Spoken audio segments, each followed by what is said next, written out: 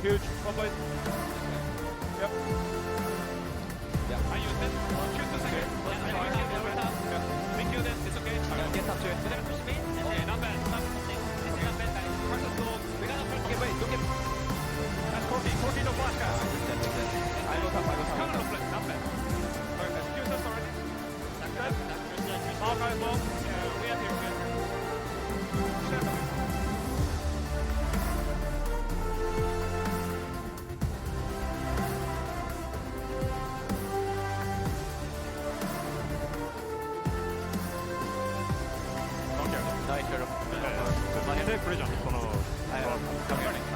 Yeah, we fire.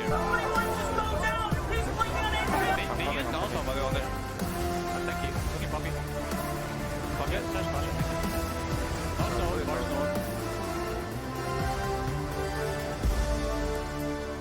That's an OD. You told to Eric, I think. It's all you? I'm nothing. I'm basing, guys. I'm basing. Hey, I might look here. It's all you guys. Yeah, I'm watching you and you. I'm watching you.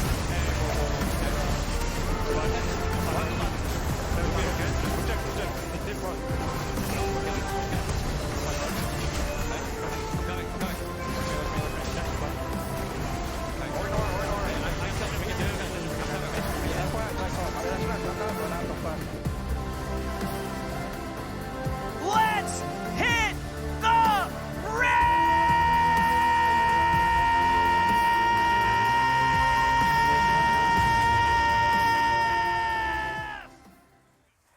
Welcome back to the LCS Lounge. Yeah. That was yesterday. Great bonus league we had. 6 games, both best of 3s going the distance. It was nice. Raz, you've been on your phone this whole time. Yeah. These last 4 minutes. Are you struggling to post in the chat? I'm pissed off. So I was trying to put out there, because, you know, I love to hear from the people in the chat who come in a little earlier. The post was, I'm pulling hot takes from chat today, friends, with a salute. And I've done it 3 different iterations. I've done all caps. Yeah. I was like, maybe I'm too loud, maybe I'm too obnoxious. I got to dial it down. The message is, your message wasn't posted due to conflicts within the channel's moderation settings. What did I Oh. do? Let me What free, did you Silas. do? Silas, let me free. I don't know what I did. Maybe it's just me. Maybe I'm the offensive one. I think you are. Oh my goodness. Yeah, I want to know what you've been typing in chat, right? Yeah, let's look, check I don't know. Check his chat logs, please. Don't check my chat logs. Don't do that, Silas. Okay, now the truth. No, don't do that, Silas. I love poking at the mods in there. So yeah, nice to see you guys. Yeah, so he asked the question now, so give him the questions. He can still read chat, luckily. I can still for read now. it. True. For now, he hasn't been kicked out of that. You But just can't post. yesterday also marked the debut of our new LCS format. Greetings, LEC. Today we bring you the latest in league innovation. In an unprecedented, never before seen, definitely have never ever had this before anywhere else, especially in this very league you're about to witness, a whole new way to watch. Best of 3s. That's right, the LCS Commission has cooked up yet another novu, cutting-edge, sparkly, brand new invention to enhance your LCS viewing pleasure. This completely new format features up to 50% more games than there used to be. That's just math. We thought we'd celebrate this groundbreaking innovation that no other league has ever realized until it was invented by North America in 2024 by showcasing some of America's other fine inventions. The light bulb, the printing press, award-winning video game League of Legends, football, but for your hands, and caps. After bringing you live patch action, turbo drafting, JoJo Prince Twitter, and the WPM of defending champion Yappa, we're sure you'll enjoy yet another great North American addition to your esports viewing habits. Up to 50% more LCS starts right now.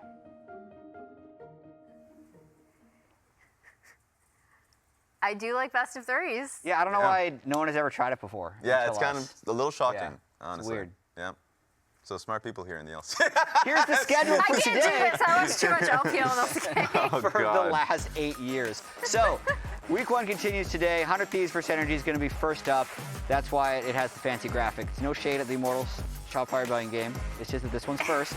I'm sure they have their own awesome graphic that has the moving text and photos and stuff. Are you sure? Well, that one was all I see are 100 Thieves, right? Where Yeah. are NRG? Or is the graphic predicting who is going to win? Is What do you this like mean? Oh, that's production's interesting. prediction? I guess so. It's possible. Look, never count out the underdogs, and we're already seeing the story being set by from our own graphics team. Just- Also, ThinkCard, who, as we learned in the coaches poll that you did, Jet, Yeah. put his team in 8th. He did. It was some reverse psychology. Yes, reverse I think the psychology. expectations were too high for NRG last split. Reverse conflict of interest. People are always concerned about rating their teams highly because then people just screenshot it and then wait. There are some Yeah. crazy people out there that will just wait. They'll Yeah. put it in their picture folder. It'll be the only picture in that folder, and they'll wait till the end of the split to just like post a tweet at you. You sound very familiar with Yes. this strategy. It will happen. Wait, is this you? That's not me, but there is a specific 100 Thieves fan named David that is okay. making retweets and is already ready because of our power rankings. I see. So there are people out there that are Yeah, that I crazy. believe it. Fair enough. So the second match of the day, we're going to talk about that quickly now because we'll talk about NRG 100 Thieves closer to the very start of the show. They were fairly bottom teams last split, but for the most part, they didn't make large-scale changes. What do you think of that during this offseason, Emily? I mean, I think it tells me that, especially from talking to people on these teams, especially Immortals, who were kind of the scrim gods of the True. LCS, where everyone's like, we want to scrim Immortals even more than some of the top teams because they give us such good practice. They're so good. Is that both of these teams feel like the spread of players that they had, it wasn't a talent issue. Yeah, Right? and I'm always a fan of just like making considerate changes. Right. Like not having knee-jerk reactions and be like, everything must go. Right. Unless if you have a big enough reason to do so. And I think from the Shopify Rebellion changes, like it makes sense they're building players that are inexperienced in some cases. And like bringing in Tomio, I think is a really nice idea. There have been some teams out there, like a great example is actually K-Corp. They're like, they have one player, like for instance, K-Corp has Closer, and in this case you have Tomio, that are aggressive engines for their team. You need somebody that's willing to start the fight, that may make mistakes, but is going to be somebody that's active, participating, and thinking ahead of the game. So I think I want to see if Tomio is going to be that player. That being said, he's pretty flexible as when to play Sejuani. So if he's on a Sejuani pick all of today, then I wouldn't be surprised. Yeah, so Shopify, talking about their last split a little bit, since it's the first time we've seen them in a while, they had some good games, but then some really frustrating losses throughout the split. Like, for me, I know that B-Boy was a standout, even though he didn't play in week 1. I'd say Insanity had some moments with the strange champion picks, but then just, I don't know, almost looked better on play in some games. Like, he sometimes just playing meta, he would have been solid. Yeah. I can also understand why they are mostly running it back as well with Tomio getting his first chance. I think so too, and the consistency is what's needed.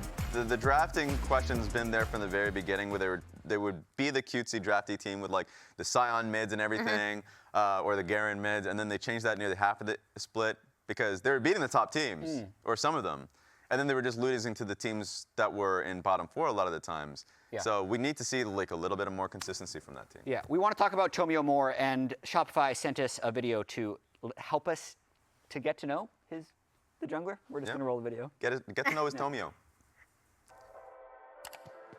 What's up guys, I'm Tomio and I'm the starting jungler for Shopify Rebellion in LCS. Why did I pick my name as Tomio? I picked my name as Tomio because I really didn't know what else to put my name. It was either this or Cookie, because I thought Cookie was going to be a good name because my first online ID was Tomio Cookies on Facebook. But I was like, that sounds kind of bad. So I just put my real name. There's no like deep meaning for it. And some people actually don't believe that's my real name. My favorite champions to play are champions like Nidalee, Qiyana, Graves, and Rengar. Rengar, it was my most favorite champion to play because all these champs, they all take like skill, they're hard to play. And I liked learning them at the time compared to playing a tank. And my playstyle, I like to just fight and just be very aggressive and be in their face because I think that's the most fun part of League of Legends, is just fighting over whatever you can. I have Flash on D and Smite on F, but I know a lot of players have Flash on F. You know, Baker said if you have Flash on D or Silver. Yeah, I did not know that, but a lot of players have Flash on F, but we'll let it slide. As a certified Toronto man, I always support Drake, but honestly, I think Kendrick Lamar won because like BBL jersey, I think Drake is more of a singer, or not a singer, but like he's not like a super hardcore rapper, I'd say, compared to like Kendrick Lamar. He's from like Atlanta, he's from like the hood, and they got like, it's like rap, and I'd say Drake is not good for this type of thing. Wearing my red shorts on stage was a good experience. It was a pretty fun experience because that was my first time on stage and you weren't allowed to wear shorts. You had to have clothes or long pants. But I will miss wearing shorts and the red shorts in general because I believe that I play the best when I'm most comfortable. Like at home, playing at academy or amateur, I would always play in shorts because I feel more loose and freely compared to pants. It's basically like, for example, you're not gonna go to sleep wearing socks. I mean, some people do, but I feel like you can sleep better if you don't wear socks. It's like that. But I'll miss them. Maybe I'll get Riot to lift the rule. I have enough power of myself to do it, so I'll see what I can do. Catch my debut on Sunday against Immortals at 4 p.m. PST. See you this weekend. What an amazing introduction to Tomio and his character. Watching him in NACL, one of the most funny things, like obviously we could talk about his playstyle and how like, I don't want him on Sejuani duty because I feel like to his point, the stuff that he played coming up, and I think a lot of the carry junglers that are meta right now, like the Nidalee being the prime example, but if they have Insanity Flex into these 80 picks, they can have him play like AP carry junglers. But he is hilarious in content. Like you can see him thinking through his answers and kind of like adding on to things. Yeah, I just, he is likable. Yes. And he's likable by other pro players. And I know there is a discussion on the dive about him, like long ago his ID was C2 Meteos. Yes. Yep. And I was also of this opinion when he first started showing up on all the high elo streams. I just thought it was Meteos playing Rengar. Yeah, I did And too. then apparently Meteos asked him to change the name, and he's like, no, I don't want to. And he just kept playing as C2 Meteos.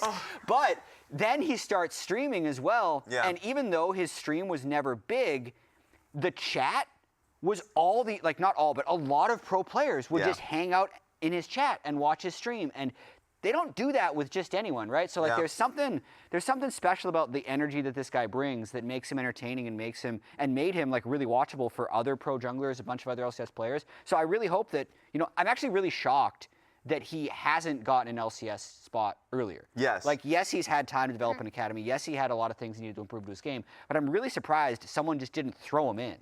I agree, and I'm just gonna be simple about this. That video was so damn funny. Like the chat was talking about, like we're based on the fact that like, oh, he's wearing shorts, socks, all that. Yes, hell yeah, keep that vibe. And then like, the Toronto boys out there are so funny, man. They will, even when Drake clearly lost, he's out here defending the brother. No, like It no, wasn't he's great. even much of a defense though. He's like, wait, but also this and this and this. But He no, wasn't mounting much of a defense, true, Russ. but put a mic in front of him. Any chance you get, he's so funny. Yeah. Is he gonna win? Oh my God, wait, no, really? We're going straight to that? So analytically, I'll bring up the point I was going to make before, where I think we talked about how flexible Insanity can be, and a lot of it, the discussion has been in service of he'll play wacky stuff, right? But like, he obviously can play standard stuff. He's willing to play wacky picks, but he's willing to play a lot of things. And I think that opens up a lot for Tomio, who I think can be a very different jungler than Boogie. When we talked about Boogie, he was like hard invading all the time, right? And I think if Tomio is on some of these farming carry junglers, it'd be a really interesting look. I completely agree. I think when you're watching him grind the game, like he is very experimental. Like I remember when he was playing, like, God, there was a lot of memes about his Fiddlesticks play because it wasn't great at first, and I'm sure he's like been a lot better at it. But like he's always willing to like try new picks out, and he's just, the vibe that you see in front of you is the vibe that he carries on a team. And like a lot of the times, the biggest critique in a long season is like teams being too negative, especially after losses. He is somebody that will definitely raise the morale on a team. Yeah. He's definitely a vibes kind of guy, and I think he's going to be doing a lot of good for this team. So as you mentioned, surprised we haven't seen him in a little bit, especially when you come into the 6-man, you never know if you're going to get a shot. True. You never know if it's like how committed they are to the 5 guys up there. So credit to the organization, Shopify, willing to give, because it's not the first time they've given a six-man a shot on the team. Yeah. It seems like it is true that if you are playing better or something, if they see something in you, they'll give you a chance. Something that came to my mind when we were talking about vibes is Yeah. like, so that video was funny, Yeah. but his comms are way louder. Yeah. Yes. Like he's just gonna scream. I just have this one memory. I was watching him play like Nidalee against Tactical. Yeah. On his stream, and he was just screaming Edward Raw like every single time he was nearly killing him. Yep. And it's funny that his first game is actually going to be against Tactical. That's true. And Nidalee's kind of meta right now, so Yeah. who knows? Maybe we'll see something. But first match of the day is NRG versus 100 Thieves, and NRG had a rough split. Yeah. After their amazing MSI run, Yeah. they had one roster change for Huhi, and that's not the reason it didn't work, but there definitely were some communication issues. So before we discuss that, let's hear from Huhi on NRG's communication issues last split. I think just in general, I had a pretty different approach about the game, even with the whole team. And I think just naturally our performance last split just kind of is fixing that by being a sixth place team from like championship winning, and I just joined. We've had ourselves like a much higher expectation, and we just failed to deliver. So I think going into this split, we definitely have like way more open mindset, or a better. We try to like work with each other, way more open mindset. So I think it's already going a lot better. It's interesting to hear from him specifically going into this split, because I feel like I talked to him after their loss last split when they were eliminated from playoffs, and he was like, it felt like things were getting better, but it didn't happen within enough time, right? And a lot of the NRG members were pretty open and honest about Huhi and the rest of the team. I know Dhokla had identified Palafox specifically as someone who they didn't necessarily mesh, like communication-wise, or they didn't have the same way of seeing the game. So I'm really curious to see if those communication issues have been worked out, because we already know that the talent on this team is capable of winning LCS championships. Every single person, even Huhi, didn't win it with NRG, but he has won an LCS title. Yeah, I forget a lot of the times how much of an impact just one change will happen. And in this case, it was like you bring in Huhi, who's a heavy opinion on the team. And of course, it was not just that, it was a lot of things. And in fact, I know we'll show it later on, but I got a chance to talk to the coaches, and it was very much of like, yeah, we changed everything. So we will hear about that as we go through, but it's nice to see that NRG did reflect on last split, because it was such a huge dip. I can't imagine a team winning a championship and then not being able to make playoffs. Yeah. Or at least like be able to perform at getting the level. bounced so early bounced so early playoffs. is what I meant. Yeah.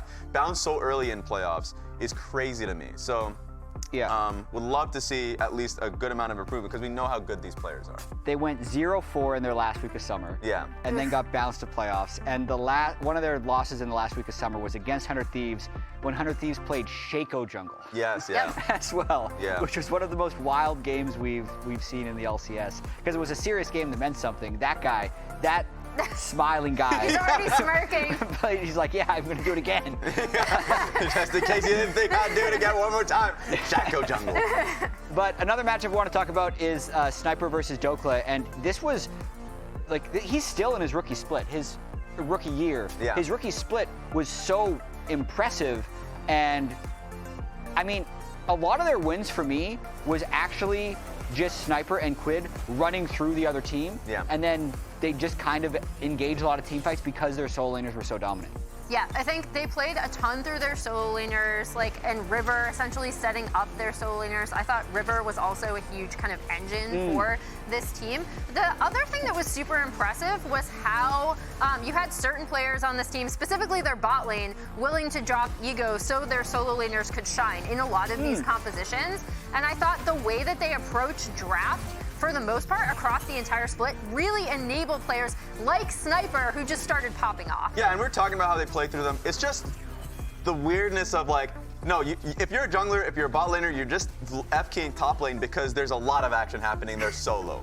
And so the fact that we're seeing so many solo kills happen from a young rookie like Sniper is crazy. And you got to see the reaction that he had on cam. Anytime he would get a solo kill, he was popping out.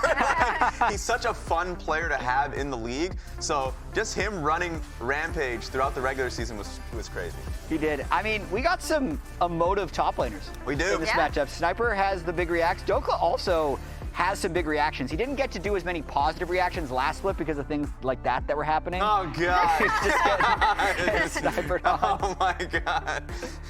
Solo kills 12 at the moment of that interview. And then the Dhokla reactions, this is more what we saw from him last split, unfortunately. Yeah, but I missed the flexing Dhokla from Worlds. We saw him like earlier on in the split when they were winning. Like, he's a viber, so we saw the negatives at the end of the split, but during the beginning of the split when they were taking wins, he's a positive viber too. He was flexing, as you mentioned. He's talking his trash. Like, there's a lot there, so I love the fact that they're going up against each other today.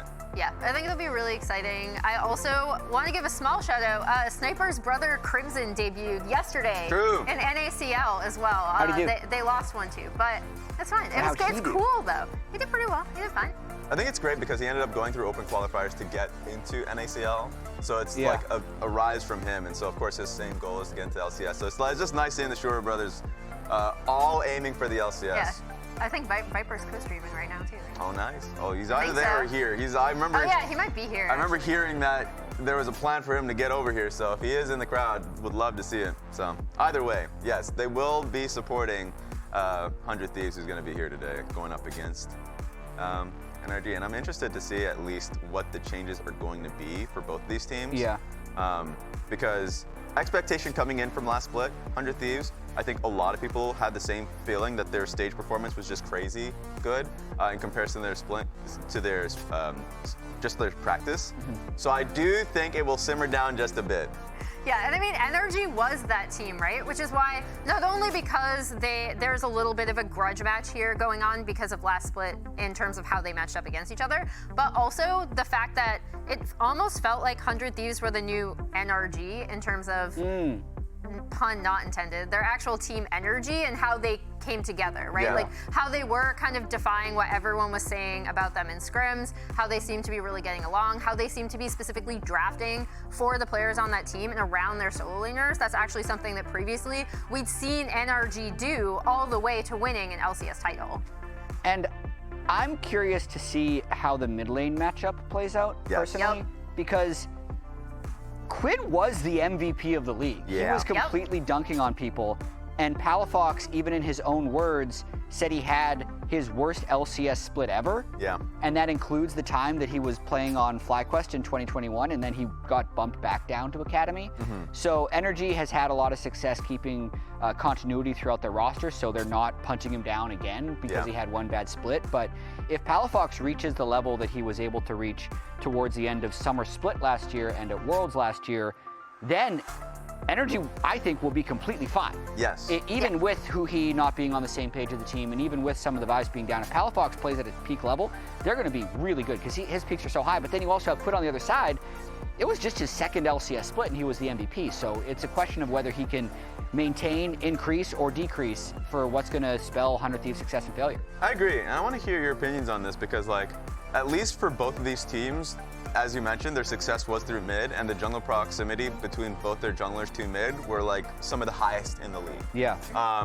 And that was when NRG was most successful. It was when Contractz and we got to see play through Palafox, and they actually started making plans around the map consistently. And so I think we'll see a lot more of that. I do think we'll see a better NRG this split because of the changes that they had internally, and also just because you just have to have faith in the skill of the players that they will learn from the last split, and it just won't get worse. Yeah, and looking at mid jungle, it's actually also really interesting going into the current meta we have right now, where we saw different teams have different approaches, especially for what they were going to do with jungle, right? Like we saw the Sejuani Maokai approach. Yeah. And then we also saw, again, farming AP junglers, which have really taken over. We've seen them in LCK, but I definitely think more of players like Shun over in LPL, right? Playing the stuff like Karthus, the brand.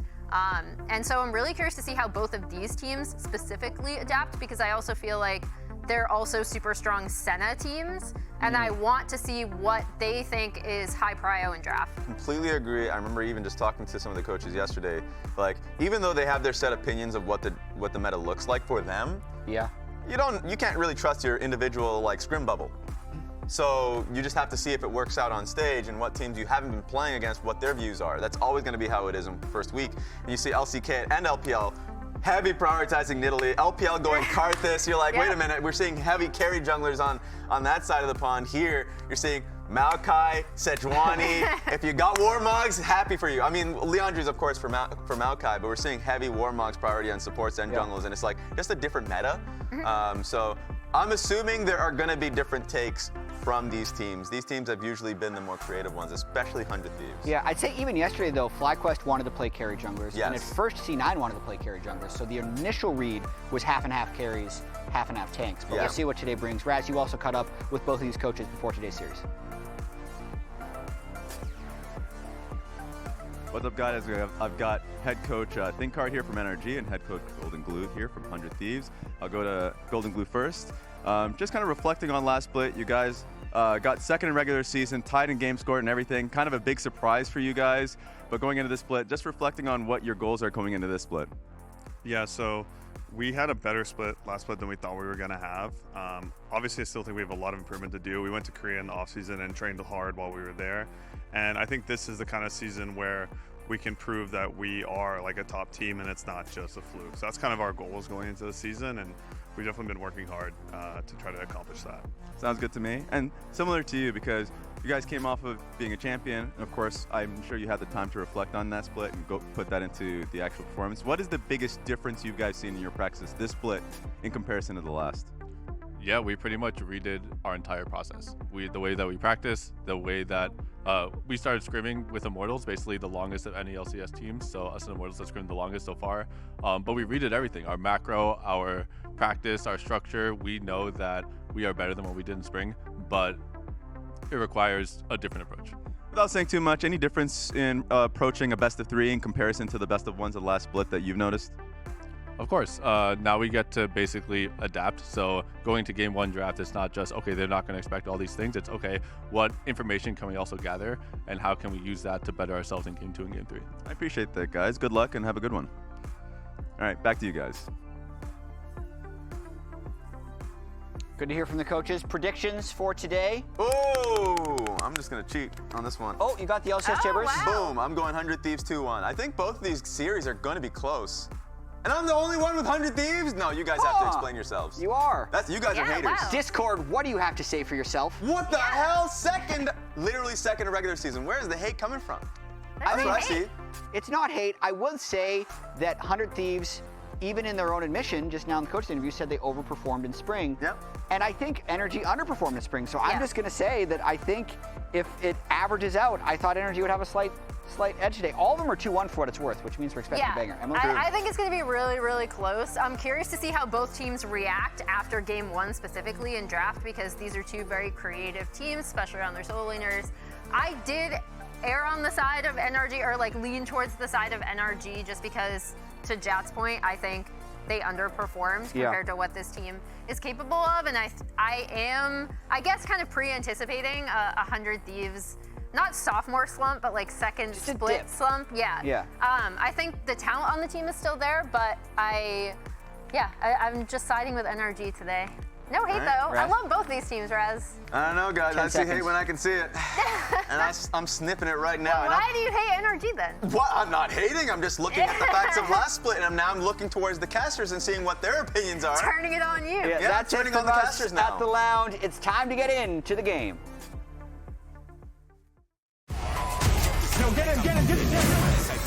Really? We scared 2-1 at MSI. Yeah. The LCS teams have no chance. Their form is so... Come on, bro. Guess we'll have to show them what happened last summer. Yeah.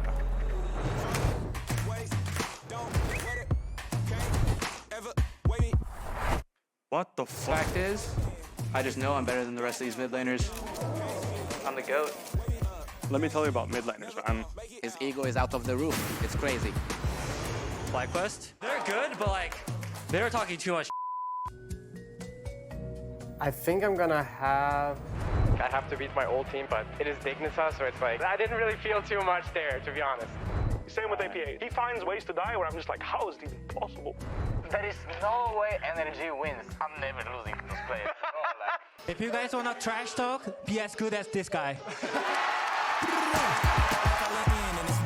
And I don't know where to go, cause I can't see. No one never gonna wake me up, so I stay asleep. I ain't never gonna make it out, cause they hate me. I'ma go ahead and bounce back. Yeah, I can see ourselves winning summer again. I got this. Really? Nah, bro, give me that. Nah, bro, that's me. Bro, give me the mouse.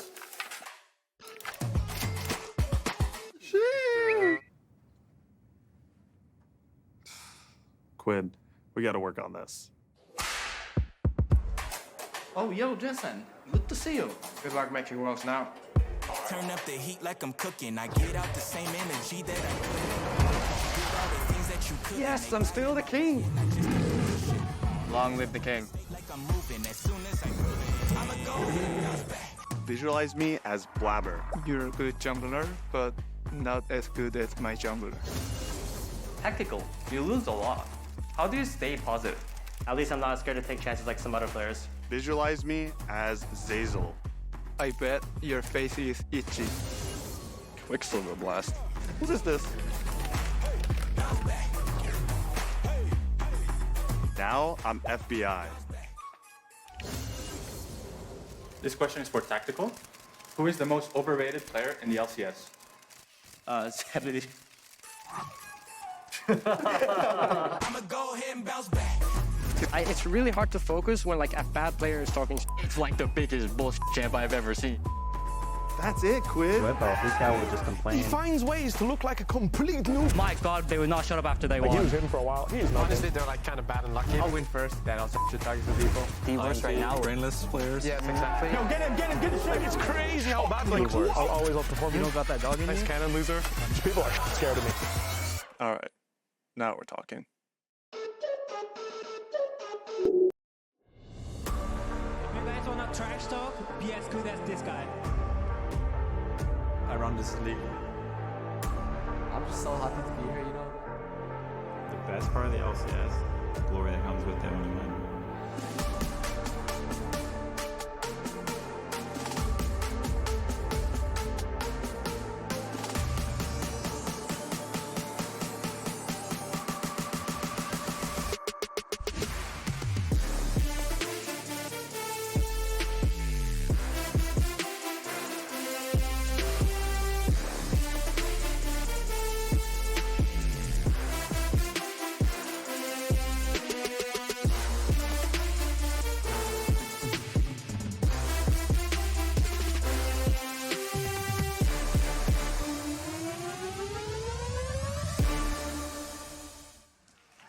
Ladies and gentlemen, welcome back to the LCS here for Summer Split 2024. Later today, we're going to see if the Scrim Gods can live up to the rumors as Immortals take on a Shopify Rebellion team with a brand new jungler fresh out of NACL. But first, the reigning MVP and the rest of the 100 Thieves are ready to square off against an NRG team looking to repeat last summer's success. I'm CaptainFlowers, once again joined by Kobe. Today, also joined by special guest Emily Rand for the TriCast.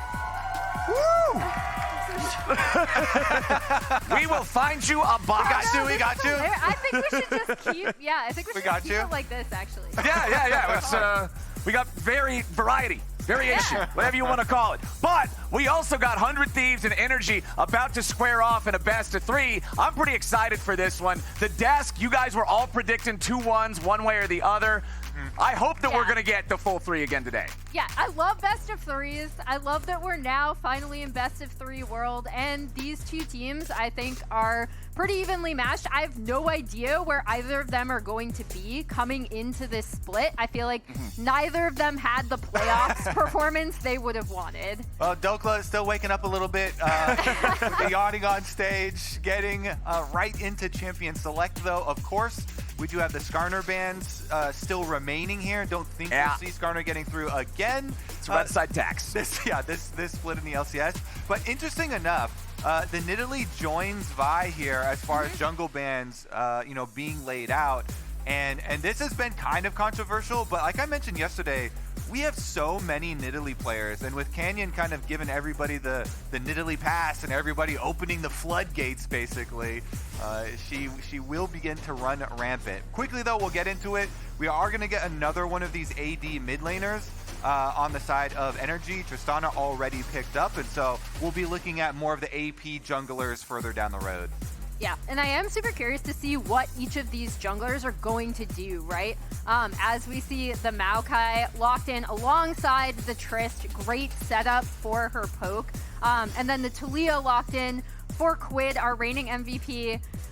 We see a quote from Contractz on there, where he always bans Shaco, still probably a little scarred from River from that last So, to be fair, Contractz, he was scarred from Shaco way before the 100 Thieves NRG game that you're referring to. Their last regular season game was a super fun one. Yeah. 100 Thieves just picked Shaco as well as Veigar mid to actually get the victory over NRG. NRG also super salty because then they lost the best of 5 in playoffs after that as well, and got kicked out by 100 Thieves. So NRG definitely looking for that revenge here. But we're quickly following up here, and that Ezreal finally does make his way to the bottom lane. Yeah, Ezreal was something I was wondering if we were going to see on this patch. Received a few buffs. Just last night on the pre-buff patch, we saw Pays absolutely pop off on that in Gen G T1. And I think it's a pretty solid pick. I'm curious to see what Meech is able to do with it.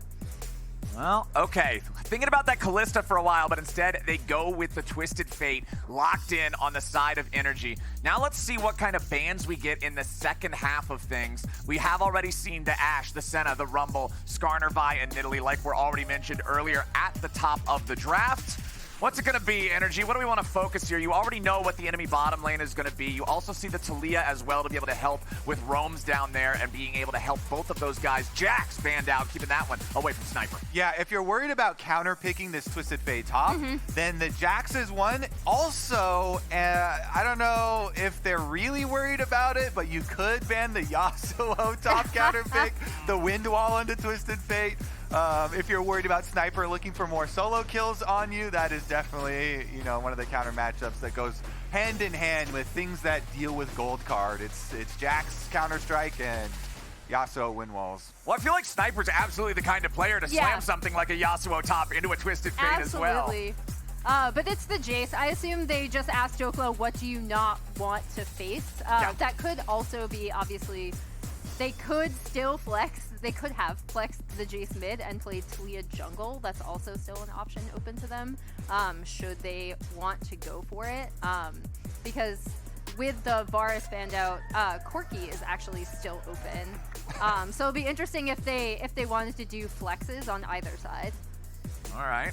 First pick of the second half of the draft for NRG. We'll see if they really want to lock in this Leona. You already mentioned, Emily, how the Maokai is great setup. You can go in for the engages on that one, but having something else to go with it, something with a little bit more than just the Twisted Advance that is reliable since the ulti often requires an angle for the setup. I like the Rell here. Big team fight engage for NRG.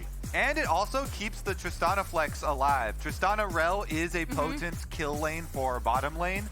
Could try and go for kills on the Nautilus.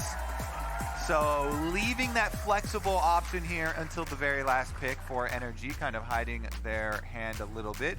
Meanwhile, NRG, what is it going to be? Show what is going into this Twisted Fate. It's the Renekton that had got all the way through the pick and ban phase here. Not super exciting, but definitely a sturdy one. Very, very heavily banned in the games yesterday as well. Very popular top lane pick as per usual. I feel like this guy's the most evergreen top laner in the game, but hey, that's the pick for Sniper. And pairs really well with a Taliyah because anytime you have a roaming mid laner like that, you have the options, or actually here with the Kai'Sa lock-in as well, going to be Jungle Taliyah. So Jungle Taliyah pairs even better with the Renekton than the mid lane Taliyah, as you can easily stun into the seismic shoves.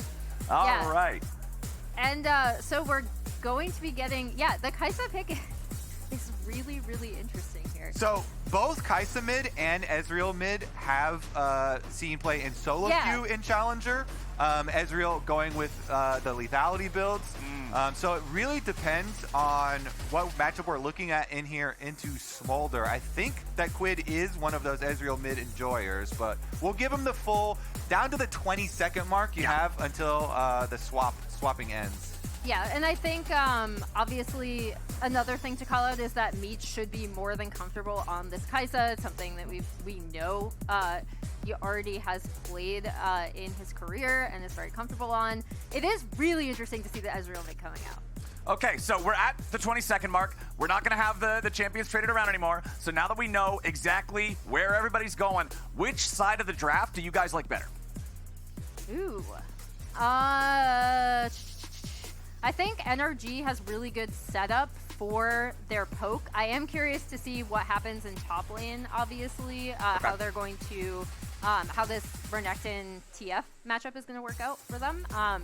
But yeah, I'm going with the Ezreal mid for sure. Okay. Emily is confident. I'm waffling. I'm like, who has better poke? Who has better setup for this? I don't really know. I mean, we got a banger Ezreal mid showing up. We were talking about the draft last time around these two teams played, where, you know, they were pulling out Veigar mid and stuff, but...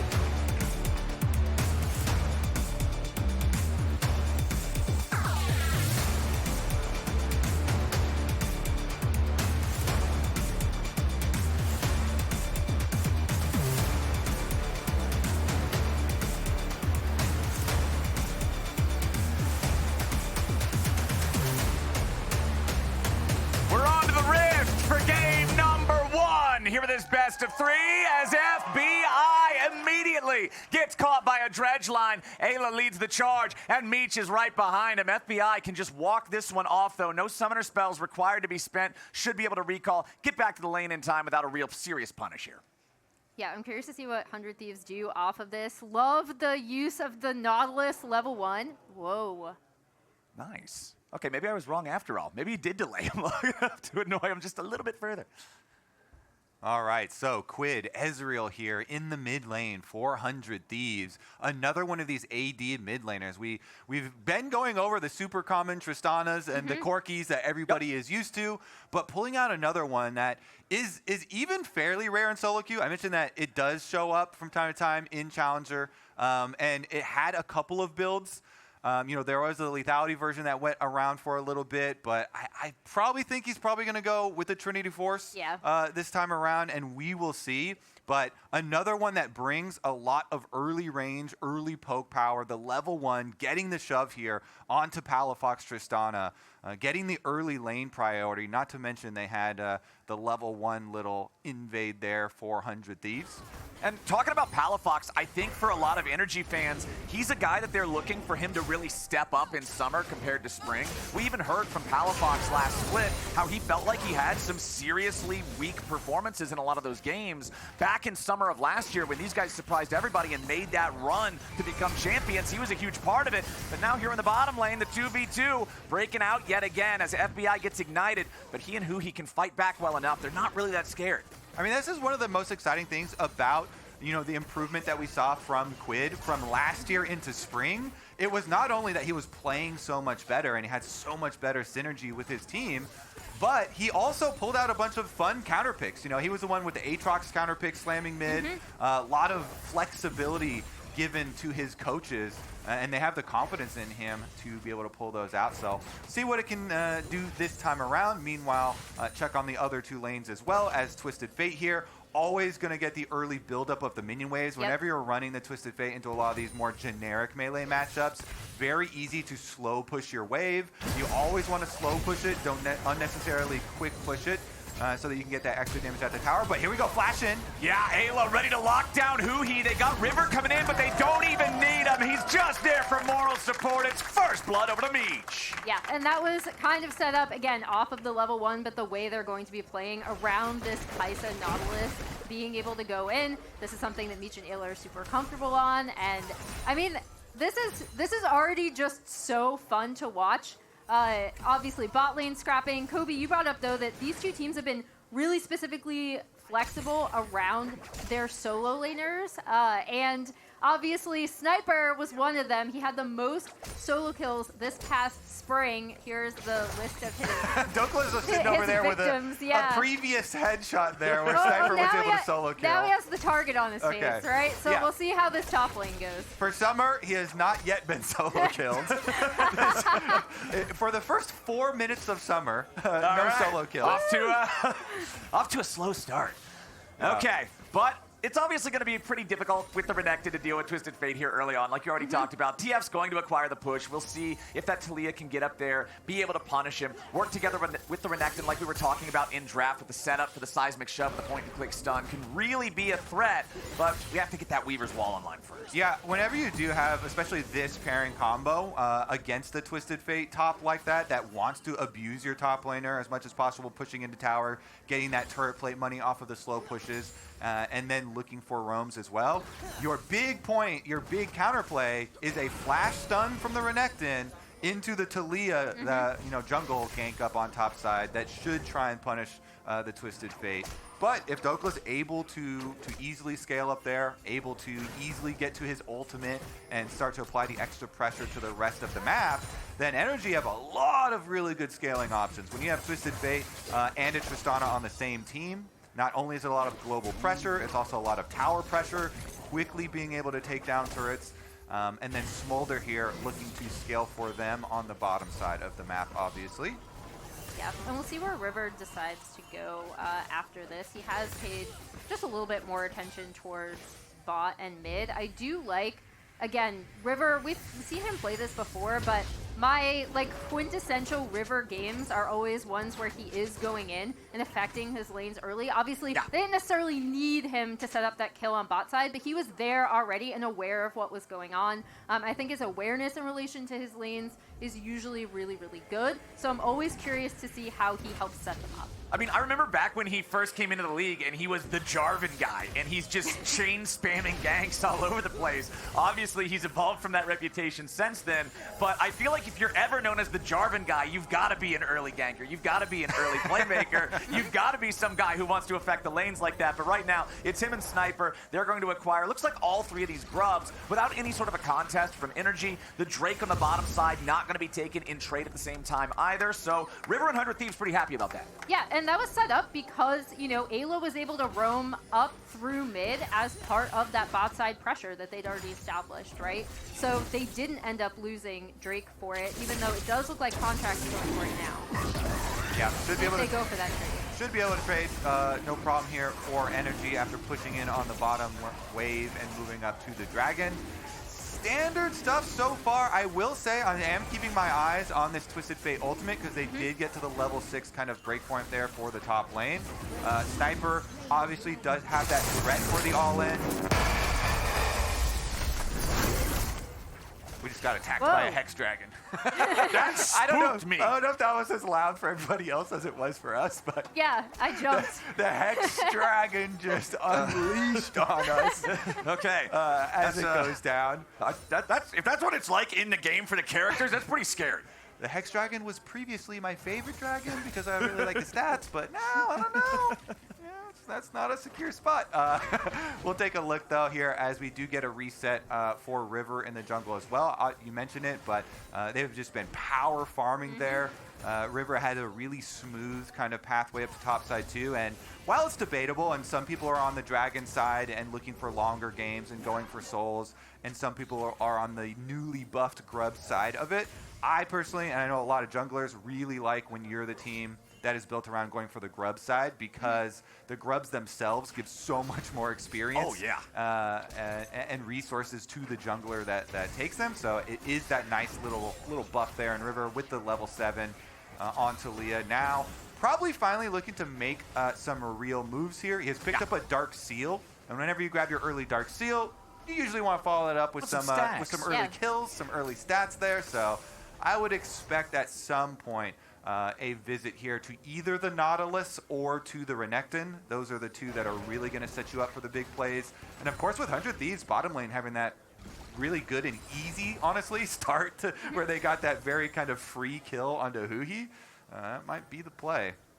Well, now you see them swapping up towards the top side and sending Renekton bot. So we have a little bit of a kind of a delayed swap going on, and we'll see what 100 Thieves want to do with this as they're looking for a kill on top. Oh, Eyla going in, but he does not connect on the dredge line. River wants to follow it up, goes for the seismic shove. FBI staying alive for now, but Meech has the killer instinct to take him down. Quid's getting the kill credit, making a double. Back over to 100 Thieves. Huge surprise play right there from 100 Thieves. They were still in the fog of war on their swap on the recall timing that you mentioned, Emily, and then when they go for the play, it's actually not even the Nautilus flash that gets it off the ground. Yeah. It is River with the seismic shove here. River's Taliyah flashes forward, and 100 Thieves, they are off to the races here. Now it just kind of balloons into 1.7 thousand the gold lead, and we're pretty close to the second spawn of Grubs, only 40 seconds away as well.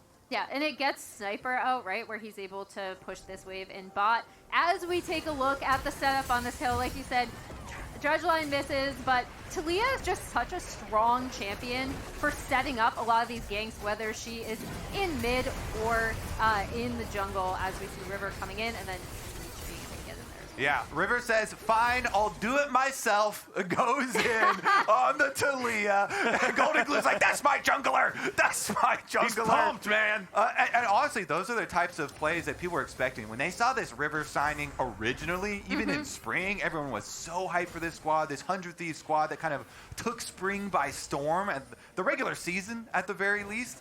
And so it's nice to see them here in summer, starting out with some really big plays from him. We are going to get into the second Grub spawn, and technically Sniper has teleport, 400 Thieves, so could join it to make it the full squad. All right, first Grub is about to die. Energy's going to secure that one, but Eyla, Quid, and River are ready to contest. Meech dueling with FBI up on the top, but in the meantime, it's Huhi. Drop before the fight even starts. Now he's got to be a little bit careful. Eyla trying to get away. A lot of damage pouring into himself and River, as now Dhokla picks one back up. It's going to be two going the way of Energy. They're not only going to take all three Grubs, they're going to win the fight on the backside of it.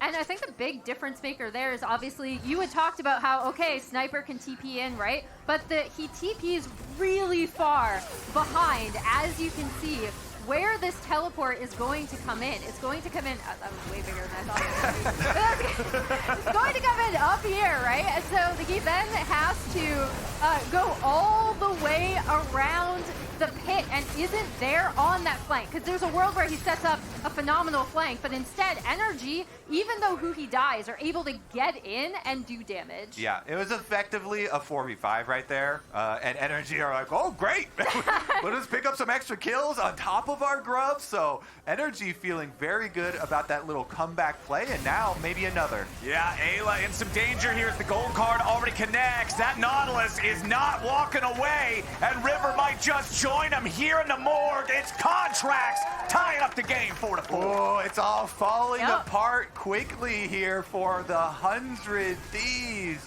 They had the moment of brightness there with the River play in mid, where they were able to get those picks, and FBI had been kind of lazy with the summoner spells, not flashing that seismic shove. But in the last couple of plays here, Energy really just taking what is right in front of them. Multiple objectives on top of the extra kills. Dhokla here now trying to defend the remnants of the tower and at least not give up a bunch of extra turret plates in payment for that dragon number 2.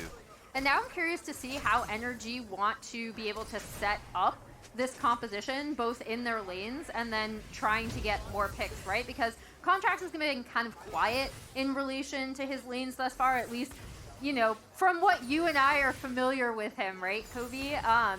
And so, but this Maokai, as we talked about, the way these comps work, has such great setup for the damage to come in from the Tristana, from the Smolder, who is still stacking. And then obviously Dhokla can freeze people on the backline as well. I'm really curious how FBI is going to, or when, excuse me, FBI is going to hit those big breakpoints on the stacks. Yesterday when we saw Jan playing the Smolder in the series against FlyQuest, he hit that 225 mark just about 21 minutes into the game. Right now, it's only 84 stacks, 13.5 minutes in for FBI, so I want to see him accelerate that just a little bit. Yeah, definitely a lot slower pace on the stacking there for Smolder, and 100 Thieves still have the extra gold lead that they got from the bottom side kill that they got kind of on Huhi and then the mid lane play. So they still have really fed AD carries here, 2 of them for the side of 100 Thieves, with the Ezreal finishing that Trinity Force that we mentioned, as well as the Kai'Sa getting a bunch of the kills for Meech here. So 100 Thieves, the game plan is the same here. They're still on track. They also just got level 11 on the Ezreal, which, by the way, they keep buffing his ultimate. So rank 2 on the ultimate is crazy now. This thing is getting to nuclear levels pretty soon. Ezreal now joining for the Rift Herald fight, but the objective's already been taken. Yeah, objective secured by NRG, and now they want to take the fight, but the damage immediately pours in on Huhi, and he's the first to die. Sniper's in the middle of everybody looking to lock him down. Contractz gets chopped, and Meech is the one holding the axe. As Dhokla, FBI, and Palafox all try to get away, Dokla's now finding himself in danger. Meech and River in hot pursuit. Seismic shove gets Meech another one. A rampage for the 100 Thieves marksman. Yeah, let's take another look at that, because obviously 100 Thieves come in, want to contest it. NRG, the Maokai ult is good for zoning, but then only hits Eyla, and Huhi explodes before they're able to get in and do damage. And then obviously with this composition, 100 Thieves are already in such a better spot and have really good setup on the backside of this with Meech going in. And once again, Taliyah is just so good at setting up those picks, right? Like, she's just such a great champion for that. Yeah, River really good at it as well. I mean, you mentioned it, but Huhi just exploded across those rocks. And the double AD carry power spikes were primed for 100 Thieves. They were glad to fight on these. And even though Meech was a little bit farther away, he's Kai'Sa, so had an easy time joining off of the plasma into the ultimate there. And so 100 Thieves increase their gold lead, get themselves even further ahead here to be able to fight off. Still have some options for NRG, of course. They did just group up everybody, kind of 4 people up on the top side, and get defended though, so they're losing out a lot on the map right now. They had invested so many people, and they're gonna lose a kill too! Contractz, it's not where he wants to be, man. He flashes over the wall just to barely escape. 200 HP is enough to get the Maokai out. But this 100 Thieves squad, who we talked about finding that nice play earlier, then throwing the game back over to NRG, they're now 4,000 gold ahead again. Yep, definitely a very big one for them. They had a successful defense on the top side grouping that we mentioned, and then NRG, they don't lose the kill, but they do lose the flash and the Maokai ultimate. So that is a huge window now, again, that 100 Thieves have to continue pushing this lead with their fed 80 carries. Mid lane towers about 50% HP. That is going to be the next target. That is the biggest objective on the map for them.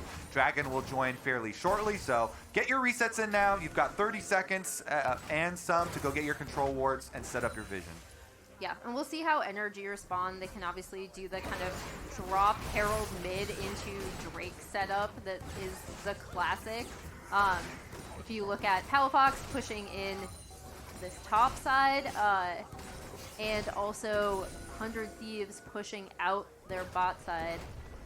Yeah, I think NRG making the call here, and a correct call, I would say, to just give up that dragon. They're not in a position to fight these team fights, as we saw in the last one. Gonna get run over, so they make the call. You know what? You get your dragon. It's fine. It's only going to be the first one for you. We will try and get some gold back in payment for that dragon, for that objective. Pop the Rift Herald on the top side. They got at least the outer tower finally on top side to get a little bit of gold for themselves. But Rift Herald here getting 50% of the health on that one. Yeah, the Weaver's Wall was intended to troll the Herald, but it accidentally trolled Sniper instead because he had to walk around it to hit the stupid thing. So a little bit of miscoordination there in 100 Thieves top jungle duo, but hey, it all worked out. The turret's still standing. Palafox is still hanging out up there around that top side of the map as River, Quid, and Meech will now finally move over to that Drake, work to take that one. The 4,000 gold lead has shrank back down closer to 3K now as Eyla is just waiting in the brush. Dhokla walks up, he face checks, and Quid hits him right in the mouth. 100 Thieves find kill number 8. Yeah, where are you going? This forest is dark and full of terrors that's warded up by 100 Thieves. NRG had made the call pretty much already by going topside, and that they were going to give up the dragon. Yep. and then you kind of wander into enemy territory here where it is all dark. The Nautilus is in there. Eyla says thank you very much for the extra gold and 100 Thieves. Not only do they get that dragon, but they also further increase the gold lead here to further punish NRG. Yeah, and we had talked about how, like, yes, the mid tier 1 is not down yet. That's probably what 100 Thieves are going to go after next. But they'd already pushed out bot side. To your point, Kobe, we'd already thought NRG were going to give up this Drake. And on side lanes, especially on that bot side at the time, they had complete vision control as well. So obviously able to get that pick off of that. And we'll see now if they end up setting up for this mid tier 1. Yep, here we go. River makes his way over along with Eyla to help out on the push. FBI stack check here is only 151 at 19.5 minutes, so it's gonna be a little bit longer, but at least they have him in mid lane. This is one of the best areas to try and farm up those stacks. You can see him right there. The reason this is the best area is because not only is it pretty easy to defend usually at the tower and you get a lot of the wave, but you can also kind of cheat and get the Raptor ones as well. Hopefully, for their sake, they can accelerate him a little bit because they're going to need it. Yeah, man, he's going 35 and a 55 on the stacks right now. This dude needs to press the accelerator and get caught up. They're already down 4,000 gold. They need him firing on all cylinders. Sniper getting caught out a little bit here, but he gets away. The rest of the team ready to come in now and try to make something happen off the back part of it, as Quid not going to find his mystic shot there. Engage. Let's see. The Maokai ulti comes through. Nice follow-up from Huhi with Mom coming in over the top, and Dhokla's grabbing a kill on River. Meech tries to go over the wall with a shot. Down goes over to Palafox, and NRG end up getting 2. It wasn't the one they looked for at first, but they still get an even better consolation prize. Baron is now live on the map, and NRG's got a 5v3. That was such a nice look from NRG. They go with the double split push, and Dhokla pops the ultimate. They fake out 100 Thieves and then get their re-engage with the Wombo combo. Maokai ult into Rell ult, and now 100 Thieves gonna try and fight them off the Baron. Eyla goes for the engage. Injured health bars on NRG's side. Sniper has no ulti though, keep it in mind. They want to flash in and take him down. Sniper goes for it, he finds Dhokla, but he's gonna be traded. Contractz and Huhi still in the pit. Baron at 2,000 HP. Quid and Eyla still fighting. Contractz shot down. Oh my God. True shot barrage. Quid takes the Baron. Quid with a quadra kill. Quid is him. And Quid with the little Gen G flash at the end. I hope that is a shout out to Pays from last night as we further see. I was initially surprised that they ended up wanting to go for this because it is a 3v5, but just absolute trust. Even when Sniper gets gold guarded in, is able to still get into the back line. Baron is doing damage this entire time, and then just watch Quid. He's untouched, he's dancing around, he cleans up, flashes the Gen G emote at the end for the style. That's our spring MVP. This dude's good, man. Yeah, so I would say very dangerous to leave a fed Ezreal just shooting you over and over and over while you are in the Baron pit, trying to finish the Baron there instead of dealing with the threat. Yeah. The age-old question of turn or burn. They burned all right. The answer to that last one was to try and turn, but they opted for the burn and couldn't get close to it. So they got the worst end of it, where they did not finish off the Baron, but they did burn it so low that then Quid was able to pick it up after he got all his kills. So it's a quadra plus a Baron. That's like pseudo penta. I'll give it to him. Yeah. Baron counts as one. Baron counts as one. That's like, you got 4 plus the purple one as well, and now 100 Thieves. Quid's like, well, great. I basically won the game for us, guys. You guys want to finish? Let's take some towers. It's pretty easy now. I mean, that could have been the massive swing the other way. If NRG ends up getting the 2 kills and then they grab the Baron this early into the game, they pick up a lot of standing gold in the turrets that are still on the map, which, by the way, is pretty much every turret still. NRG has only claimed 1 this entire game, but Quid's hero moment is huge for the Thieves. So, since all of this discussion I know is going to all be around this Baron for this whole game, for everybody, is to also be wary of Baron spikes. Sniper, though, is going to have to be more wary of energy members. I think we saw a large grouping of them here. Yeah, and this is unfortunately a lot of the criticism that Sniper received last split as well. The dude is really good mechanically, but his decision making can often put him in spots where he gets caught out, gets punished. We'll see if 100 Thieves can make there be some kind of a consequence for this violence. As now, immediate burst on Dhokla. The dude's already out of there as Contractz and the rest of NRG are trying to fight back. Meech drops. Here comes Mom. Huhi's going to be your sacrificial lamb as NRG tries to get somebody out of here. Contractz running and running and running and running. Run away, Mr. Tree. It's only him and FBI trying to escape. The Smolder still not at 225. These guys cannot fight back. Yes, they were able to take Meech and Sniper with them, but the fight still ends up favoring 100 Thieves. And you still now have a 9-0-4 Ezreal. Yeah. Poking at you from and taking down this turret here. I think the big thing is that in a lot of these setups, it's actually the team that ends up responding. So even when NRG are trying to make a play, 100 Thieves are still in a really good position to respond and collapse with, again, their fed carries. Also, solo lane Ezreal, when it used to be a thing, years ago as well, always liked building Frozen Heart, even in the previous iteration. And Frozen Heart right now is insane versus this NRG lineup. Twisted Fate is basically considered another AD carry, so it's basically like Frozen Heart versus triple AD carry. So not only is Quid the richest person on the map, but he's kind of God mode right now with a very good defensive item. Specifically versus NRG here. So Quid is basically a one-man army right now. Yeah. Level 16 on the Ezreal. So the full rank on that ultimate with all those buffs that has been buffed over multiple patches here as well is going to be very difficult for NRG to deal with. It's taking me back, Kobe. You know, like Ezreal mid is back. Apparently, yeah, I want to go all the way back to Ezreal jungle. Do you remember? No, yes, no. We lost so Ezreal many jungle items. Because Ezreal abused them. Eyla gets rooted up. He blocks the Maokai ulti for Quid and River, flashing back over the wall to keep himself alive. Contractz wants to chase, but he's already killed. Eyla still staying in the game. He's down to 300 HP, but the rest of the Thieves have immediately drawn battle lines. FBI's gonna get all the way out as Meech goes all the way in for the tier 3 turret here in the bottom lane. River, Quid, and Sniper all following up right behind him as the projectiles fly, and NRG has to cover their heads and run. Bot lane inhib already down. Minion wave crashing into the tier 3 turret back over in mid lane, and it looks like 100 Thieves ain't done yet. Huhi trying to stand and defend there, but the shattering strike ain't enough. Tier 3 gone here in mid now as well.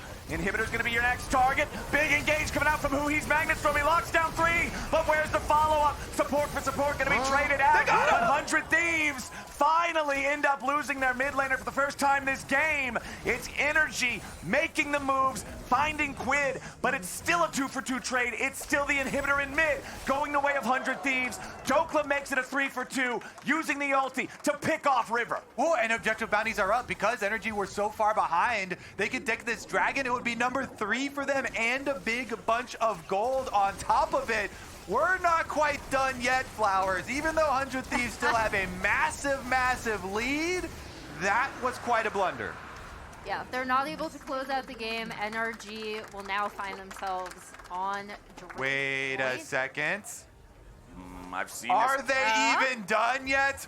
I've seen this show before. Quid is 4 seconds away. Okay, Quid, can he get there in time? NRG are gonna race the clock. I've seen this show before, man. I've seen this episode. It goes down quick. It goes down quick. It's not a bad call, right? All right, let's see. Palafox already down to 1/4 HP. Eyla going in for the dredge line. Meech flies in for the killer instinct, and Palafox is already dead. Huhi and Contractz trying to stay alive here in the pit as Dhokla wants to kite it, but he just can't fight it. A double kill for Meech, and once again, the same damn way it happened before, but with a different AD carry. It's another massive multi-kill for 100 Thieves. It's another barren blunder for NRG. I mean, I don't hate it, honestly. It is a blunder, but like, what else are you going to do? You were finally able to kill the Ezreal. You found a window. They're gonna close out the game now. And congrats to 100 Thieves. This is a great showing from them. Like, I love the Ezreal mid. I love the poke coming through. Amazing. It is a strong game 1 here for Quid and the 100 Thieves, 10, 1, and 7 on the Ezreal. Meech, 9, 3, and 5 on the Kai'Sa. And look at the assists on Eyla. 1, 4, and 20. 21 out of 24 KP, that's like what, 88% kill participation? That's pretty nuts. 100 Thieves gotta be happy about that one. 100 Thieves coming into summer hot here, telling NRG there will be no revenge for you yet. I just love, I mean, we already talked about how much we love this composition, but the quintessential platonic ideal of 100 Thieves. Get River involved with his lanes early, have some really creative draft picks that more specifically suit your players, right? Quid looked great on this mid Ezreal. Yeah. I also want to call out again, Meech on the Kai'Sa, something he's super comfortable on. Being able to flex the Taliyah into the jungle, something River is super comfortable on. I love the way that this 100 Thieves like team and staff approach how to set up drafts for the team. So we have Corki, Ezreal, and Tristana. Yup. Why not more? Let's go deeper. Cog. I mean, Cog.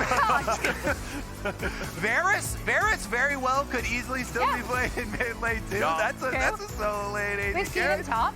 I mean, we could go back to preseason 1 when nobody knew how to play the game and you just randomly pick Ashe and go mid. Ash mid. give me some Mid. Dravens. I know there's a lot of tilted solo queue people that play Dravens mid too. Do that. At this point, man, anything goes. Quid on that Ezreal. That Baron play is going to be what defines the game. But a reminder to all y'all out there, Fantasy LCS is happening on Sleeper. It's not too late to sign up and start a league with your friends. Then crush their dreams with your very own super team. If you had Quid on your squad, I guarantee you got a lot of points right now. You can head over to sleeper.com or sleeper.app to give it a try. But now with game 1 all wrapped up, we're heading back over to the LCS Lounge to break it all down. I crush my own dreams sometimes with my own picks, I'm just going to be honest with you. But you're right about that, Flowers. This Baron play is going to be the focus of game 1. 100 Thieves take the win. But it all is hinging off of this one play, Jet. Absolutely. It starts with 3, 1, 2, 3. Yep. Versus 5. 1, 2, 3, 4, 5. So I will say the original setup for this, I'm not a huge fan of, Raz, just because Huhi, I would want him more around this side, so when they move in, they have the ability to actually flank. But as Kobe mentioned, in the turn and burn question, they decided to burn. We can roll the clip. Yeah, and the sad thing about this was that all this setup was because of the Dragon play that lost all of the ultis from NRG. So they were like, oh, maybe we're not positioned to fight on towards a range that Quid has here, but you should definitely turn. Palafox recognizes that he can't sit in the back of the pit, so he actually repositions, and this puts the entire backline, including Contractz, in harm's way. Yeah, can we pause and back it up, actually? Back it up. Back it up about 5 or 10 seconds would be great. And play again right here. Watch Sniper. Once Sniper flies in, the back spikes of the Baron sync up with the Q from the Renekton, which chunks. That's a little bit of luck as well, because this fight, even though it was 3v5, was still on very small margins. But because NRG was so pushed towards the back of the pit, the Baron also joins in when the Renekton flies and allows Quid to clean up the fight. And I can understand the fear. Like, I understand the fear of NRG has, base timings are there, Taliyah has ulti, comes back, so if you have an elongated fight, maybe you'll lose that, especially with Ezreal that has repositioning on E and Flash. So the fear is there, but you just have to turn in that instance. So it sucks. That's it. Yeah. Quadra kill for Quid. Game 1 for 100 Thieves. But we've seen game 1 doesn't guarantee you game 2 or 3. True. That was yesterday. That's it for us here at the Lounge. We're headed to game 2. As we go, let's hear who pros think the most OP champs are heading in to Summer Split. I think most OP champion is Blitzcrank. Corki or Karthus jungle. Right now, Corki AD carry is one of the strongest champions. Corki. I think Corki. I think Skarner is very broken. The most OP thing in solo queue is definitely Skarner. Skarner, probably? Play Skarner and abuse him. He's so broken. Skarner. Skarner is the most OP in solo queue right now. You can play him top, jungle, support maybe, but he's just broken. I think Skarner. Riot just like rework, so it have to be just OP, you know? I think probably Skarner is the most OP solo queue champ right now. Yeah, I think I'd still say Skarner, especially when you're playing him top and jungle. He's just perma venom. It's not actually Skarner, even though he's up there. I'm immediately thinking of Karthus, where it's just like, he does his thing, and 15 minutes later, you roll the dice. Does it do 1,000 damage? Does it do 500 damage? Does it do no damage? Does it do half my health? Who knows? Like, you'll figure it out when you get there, and man, that's rough.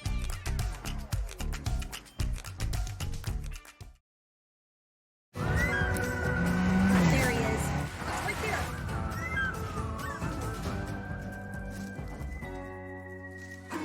Cover more ground in the Kia Sportage Turbo Hybrid. Kia, movement that inspires. Red Bull gives you wings.